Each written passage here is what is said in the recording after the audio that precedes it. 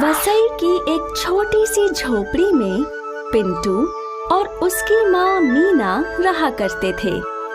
पिंटू के बाबा को गुजरे हुए कई साल हो गए थे। मीना दूसरों के घरों में बर्तन धोकर घर का खर्चा चलाया करती थी। पिंटू और मीना दोनों गरीबी की जिंदगी जी रहे थे। बेटा पिंटू, मैं चाहती हूँ कि कल से तुम स्कूल जाओ और पढ़ाई करो।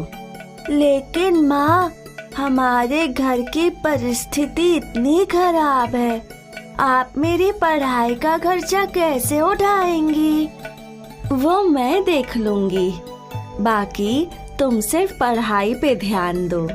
वैसे भी सारा दिन यहाँ वहाँ मटर गश्ती ही करते रहते हो। कम से कम अगर तुम स्कूल जाओगे तो भविष्य में तो तुम्हारी जिंदगी संवर जाएगी। ठीक है माँ, लेकिन मैं भी कुछ काम ढूंढकर आपकी मदद करूँगा। हाँ ठीक है। और अगले दिन मीना अपने बेटे को पहली बार स्कूल छोड़ने गई।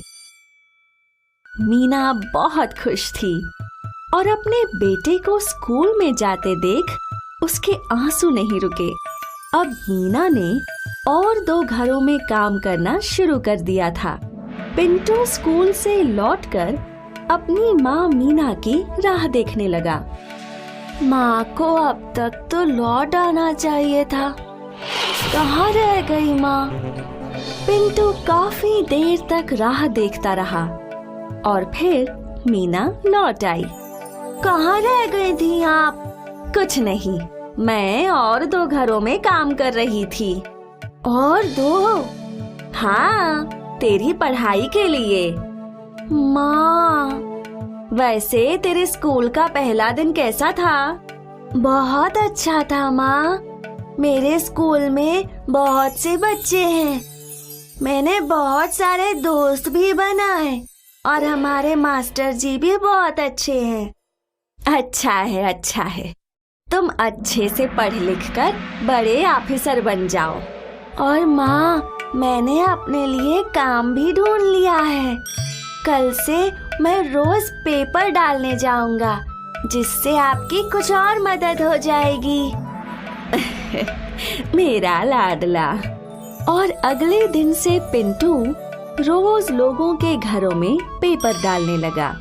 उसके बदले व्यापारी उसे कुछ पैसे दे दिया करता था और फिर घर लौटकर वो स्कूल के लिए तैयार हुआ करता था।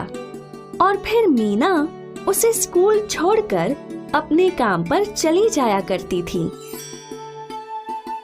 कई दिनों तक ये सिलसिला चलता रहा। एक दिन पिंटू पेपर डाल ही रहा था, जब वो व्यापारी के पास लौटा तो उसके पास एक पेपर बच गया था।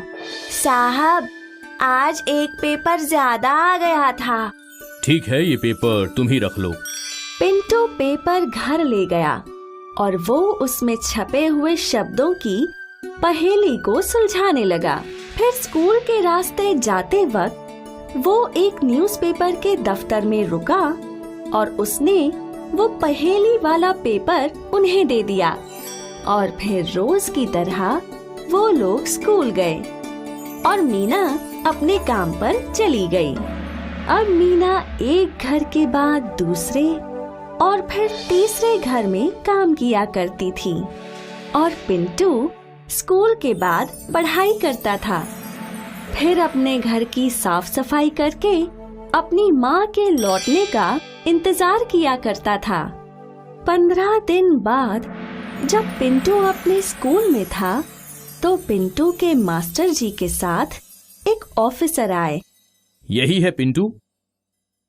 तो वो तुम हो जिसने वो पहेली का हल किया था? जी सर। तुम बहुत ही बुद्धिमान हो। उस दिन की वो पहेली सिर्फ तुम अकेले ही हल कर पाए थे और इसलिए हमारी कंपनी ने ये निर्णय लिया है कि वो तुम जैसे बुद्धिमान बच्चे की पढ़ाई का खर्च उठाएगी। ये सुनकर पिंटू बहुत खुश हुआ। स्कूल के बाद वो घर पहुंचा और आज वो अपनी माँ का बड़ी ही बेसब्री से इंतजार कर रहा था। और आज जैसे ही मीना घर लौटी, पिंटू ने अपनी माँ को गले लगाया। माँ, माँ, माँ। अरे क्या हुआ? माँ, अब से आपको ज्यादा काम नहीं करना पड़ेगा। और वो क्यों? क्योंकि वो पेपर वाली कंपनी वालों ने मुझे स्कॉलरशिप दी है। मतलब अब से मेरी पूरी पढ़ाई का खर्चा वो संभालेंगे। मीना भावुक हो गई। उसने पिंटू को गले लगाया और फूट फूट कर रोने लगी। ये कहानी हमें ये सिखाती है कि मेहनत हमेशा रंग लाती है। ये स्कॉलरशिप मीना और पिंटू की कड़ी मेहनत का ही फल था।